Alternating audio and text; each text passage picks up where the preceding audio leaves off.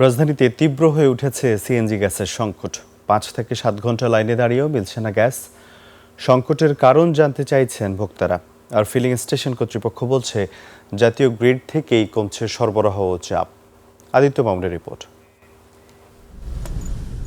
রাজধানীর CNG filling স্টেশনগুলোতে অপেক্ষার রাত, গাড়ির সারি কয়েকশো মিটার জুড়ে।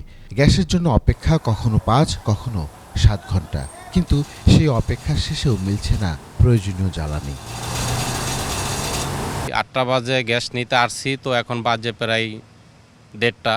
তো এখন পর্যন্ত কখন যে পাবো গ্যাস, মনে করেন যে আধা ঘন্টায় মনে করেন ১টা-২টা গাড়ি টানতেছে, যে সকাল পর্যন্ত হবে পাবো কিনা তা আমি জানি না। শুনতে আসি যে এটা হয়তো দাম বাড়ানোর জন্য এরকম একটা কিছু করতে চাইতে আছে। পেটের দায়ে তো আসছি, যতক্ষণ গ্যাস না পাচ্ছে ততক্ষণই দাঁড়িয়ে থাকতে হবে। ভোক্তাদের অভিযোগ, অনিশ্চয়তাই বড় সংকট। কেন গ্যাস নেই, কবে সরবরাহ স্বাভাবিক হবে, সেই উত্তরও নেই তাদের কাছে। ৪ ঘন্টার উপরে হয়ে গেছে সিরিয়ালে আসতে আসতে এখন পাইলাম, কিন্তু গ্যাসের দাম স্বাভাবিক যেটা আছে ওইটা আছে, কিন্তু প্রেশার কম। আর্টিফিশিয়াল ক্রাইসিস আমার কাছে মনে হয়, কজ তেলের দাম বাড়াচ্ছে ফ্রিকোয়েন্টলিতে, গ্যাসের দাম ওইভাবে বাড়ানো হয় নাই। গ্যাস পাবো মনে হচ্ছে ওই ২-৩০০ পাইতে পারি, কিন্তু এই গ্যাস নিয়ে তো কোনো কাজ হবে না। এটা কি হবে, কতটুকু সময় চালাইতে পারবো?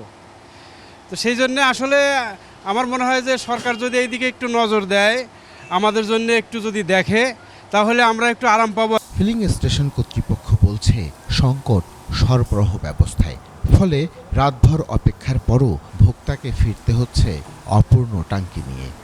যোগান পর্যাপ্ত নাই, লাইনে গ্যাস কম, যার কারণে আপনার গ্যাস দিতে পারতেছি না।